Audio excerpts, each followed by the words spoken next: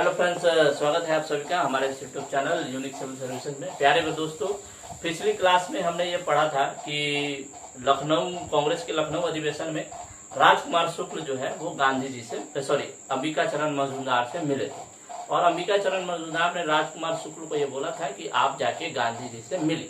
अब चलिए उसके आगे की चर्चा को हम लोग करते हैं। तो जब राजकुमार शुक्ल गांधी जी से मिले तो उन्होंने जो चंपारण के जो किसान थे उनकी स्थिति के बारे में गांधी जी को अवगत करवाए।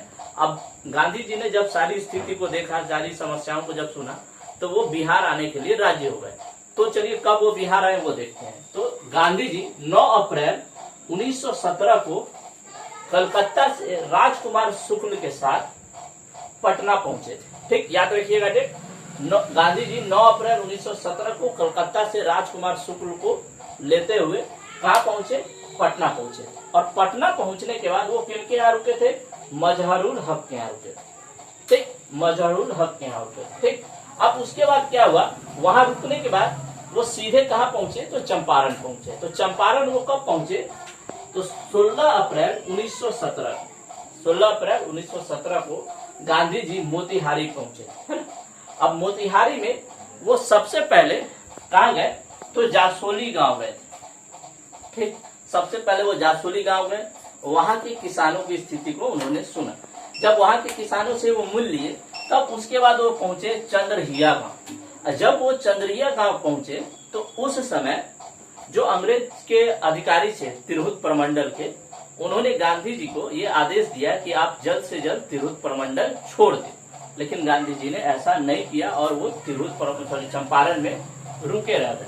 उसके बाद 18 अप्रैल 1917 तक क्या हुआ? वो मोतिहारी में ही रुके थे। गांधी जी 18 अप्रैल 1917 तक कहाँ रुके? मोतिहारी में रुके थे, है ना। वहां पे 18 अप्रैल 1917 तक वो मोतिहारी में रुके और वहां के जो अलग अलग क्षेत्र के जो गांव थे मोतिहारी में या चंपारण में, उन सभी किसानों की स्थिति को उन्होंने सुना, है ना। तो लगभग जून 2017 तक 4000 किसानों ने अपना जो बयान था वो दर्ज करवाया था कि अंग्रेज व्यापारी हमसे जबरदस्ती नील की खेती करवाते हैं, लगान नहीं देने पे तरह तरह के जुल्म करते हैं। ठीक, तो जून 2017 तक लगभग 4000 किसानों ने गांधी जी को अपना बयान दर्ज करवाया था। अब उसके बाद क्या हुआ?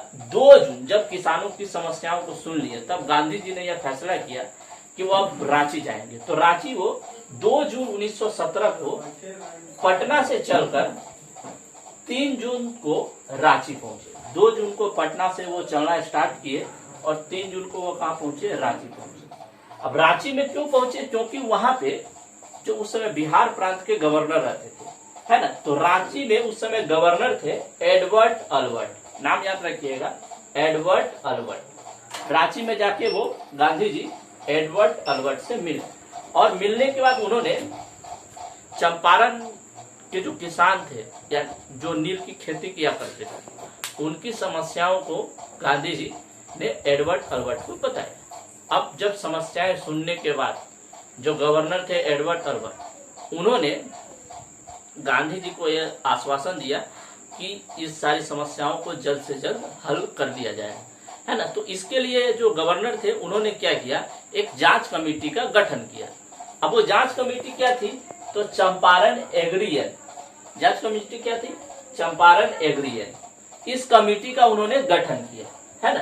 ये कमेटी कब गठित की गई थी? तो डेट याद रखिएगा, 11 जुलाई 1917 को चंपारण एग्रीयन कमेटी की गठन की।